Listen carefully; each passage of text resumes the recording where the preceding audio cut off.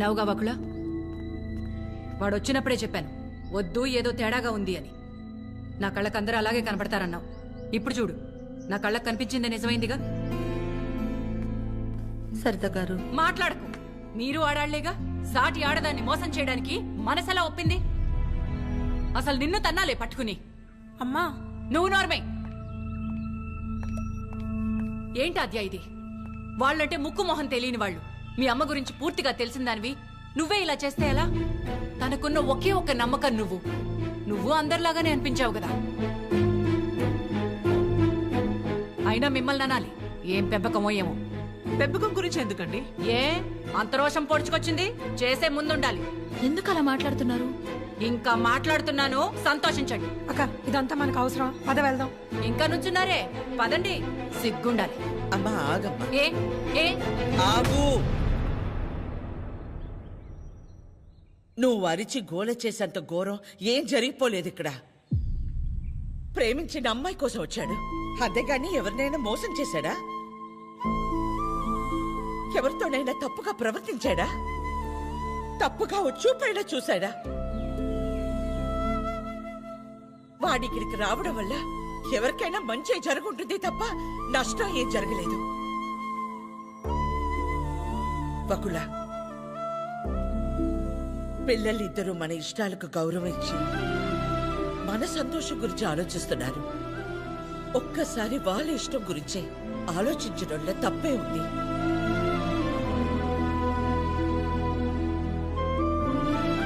ఎవరి వల్ల వాడి ఇబ్బంది పడితేనే చూడలేను. అలాంటిది వాడు బాధకి ఏమీ కారణం ఉండే నా ప్రాణం తట్టుకోలేదు. ఒకలా వయసులో చిన్నదానివైనా చేతిలో జోడించి నీకు నమస్కారం.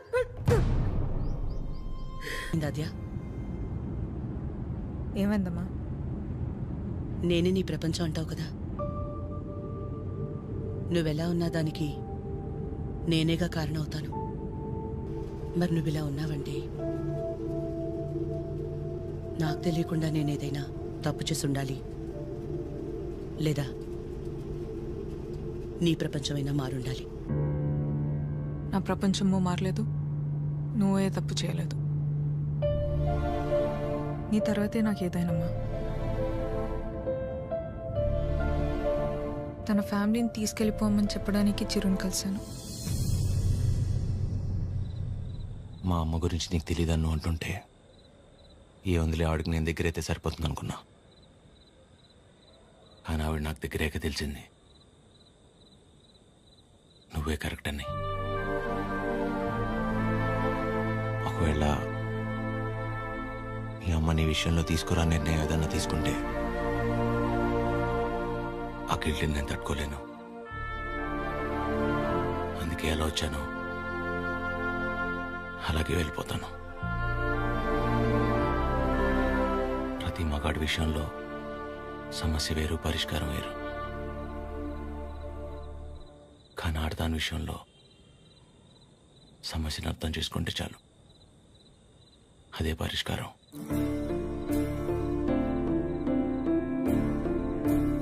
I miss you.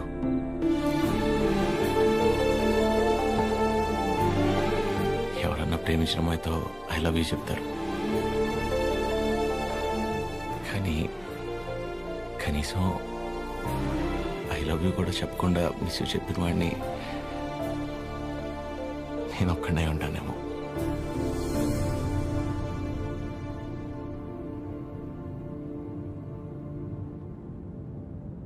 ఇప్పటిదాకా నేను ఒక్కదాన్నే నీ గురించి ఆలోచించాను, కానీ ఈ విషయంలో వాడు కూడా నీ గురించి ఆలోచించాడు. అనుకోకుండా ఆ తర్వాత రోజు ఏదేదో అయిపోయింది. అయింది చాలమ్మా. ఆంటీ వచ్చి ఏం ఇచ్చారు, అది నా దగ్గరే ఉండిపోయింది. కీర్తనకి ఇచ్చి పంపిద్దామని తీసుకొచ్చాను.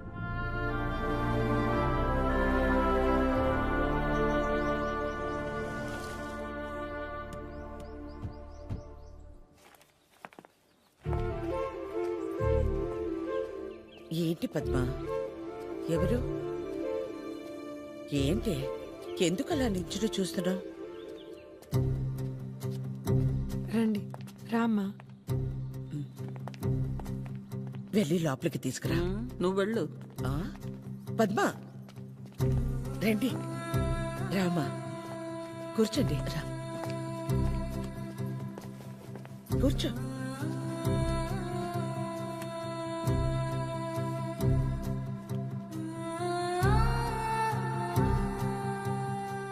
చిరు లేచిన వెంటనే నంబర్ తీసుకుని ఫోన్ చేద్దాం అనుకున్నాను.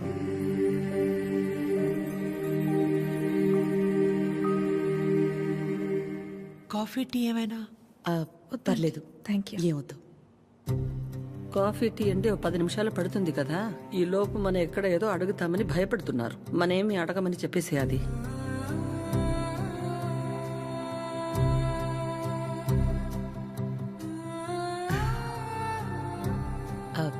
ఇంటికొచ్చినప్పుడు మీ చైన్ మా దగ్గరే ఉండిపోయింది. ఇచ్చెళ్దామని ఈ మధ్య.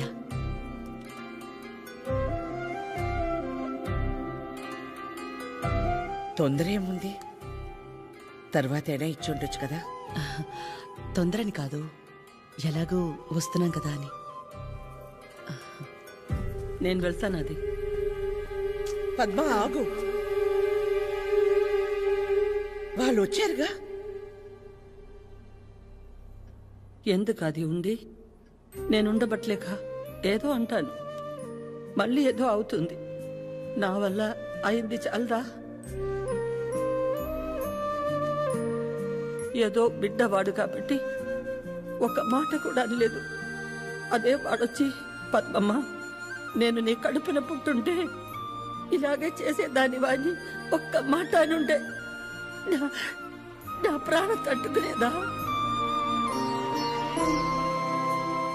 అందరి మనసులో ఉన్నదే కదా అది. నేను బయటికన్నాను, అంత మాత్రానికి అన్ని మాటలా? ఆవిడ పేరేంటి? చుట్టూ ఇక్కడ దాకే సగంలో సగం ఉంటుందే. సరితలా మాట్లాడి ఉండకూడదు, తప్పే. నా బాధ సరిత అలా మాట్లాడిందని కాదు. అంత జరుగుతున్నా నువ్వేం మాట్లాడలేదు, అందుకే. ఏం మాట్లాడాలి పద్మ?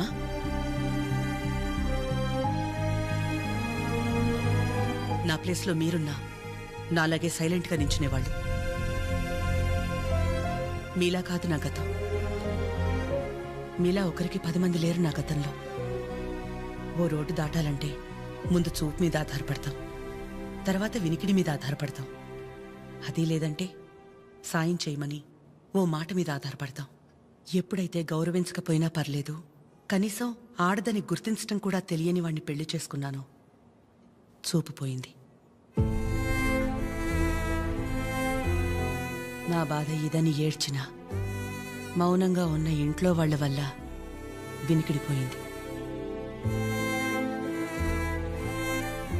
సాయం అడుగుదామంటే ఎక్కడ డబ్బు అడుగుతుందేమో అన్న బంధువులు ఒకవైపు, సాయం చేస్తాం మాకేంటి అన్న రాబందులు మరోవైపు.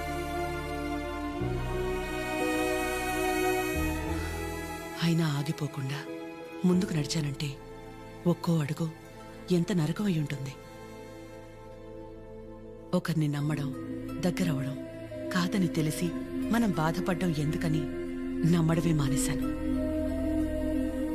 చాలా కాలం తర్వాత మీ చిరుని నమ్మాను, మీకు దగ్గరయ్యాను.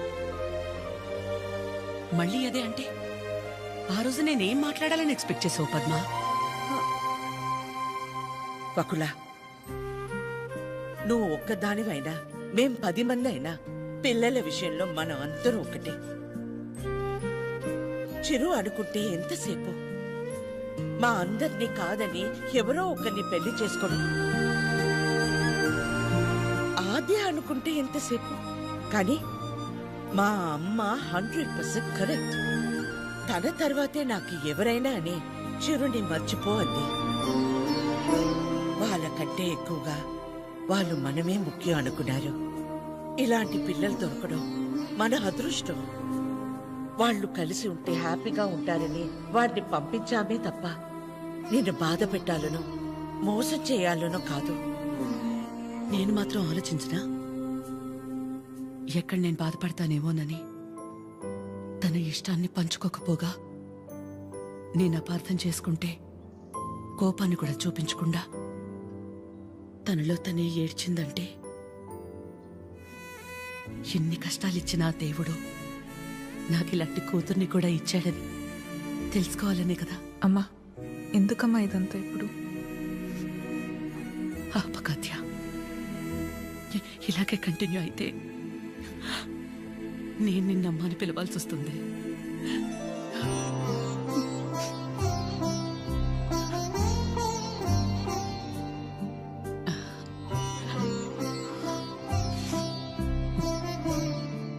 అందరూ ఒకవైపు, మనం మాత్రం ఒకవైపు ఉంటే ఆ బాధ ఎలా ఉంటుందో నాకు తెలుసు. అలాంటిది ప్రవళిక విషయంలో ఒక్కతే ఉన్న తన పక్కన చిరు వెళ్ళి నించున్నప్పుడే నాకు అనిపించింది తనందరిలా కాదని.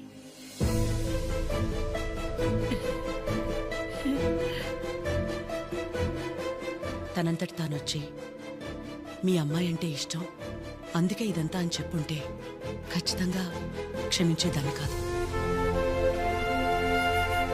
ఎప్పుడైతే తన వల్ల నాకు ఆజ్యకి మధ్య ఇంత దూరం కూడా రాకూడదనుకుని తన ప్రేమని పక్కన పెట్టేయాలని నిర్ణయం తీసుకున్నాడో అప్పుడే తనకంటే ఆడవాళ్ళని గొప్పగా ఎవరూ అర్థం చేసుకోలేరని అనిపించింది.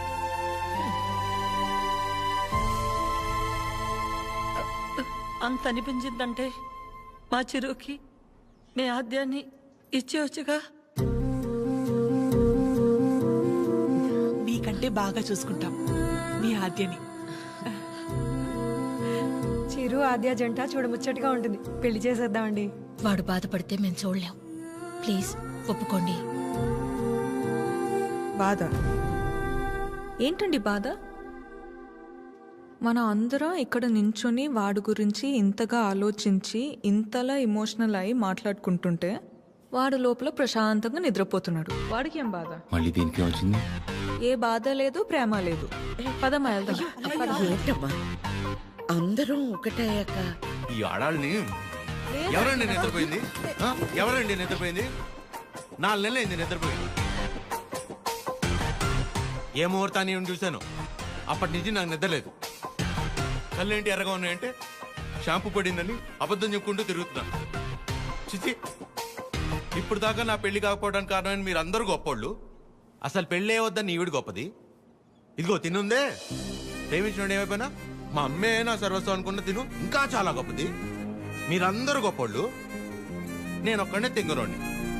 అరే చిన్నపిల్లోడు అమాయకుడు ఇలా అయిపోయాడని కనీసం కనికరం లేదా మీకు? మీ ఆడాలతో యుద్ధం చేసేంత శక్తి నాకు లేదు. మిమ్మల్ని అర్థం చేసుకునేంత జ్ఞానం ఏ దేవుడు ఏ మగాడికి ఇవ్వలేదు. ఒకటే అనగలను, ఆడాళ్ళు మీకు జోహార్లు. అతే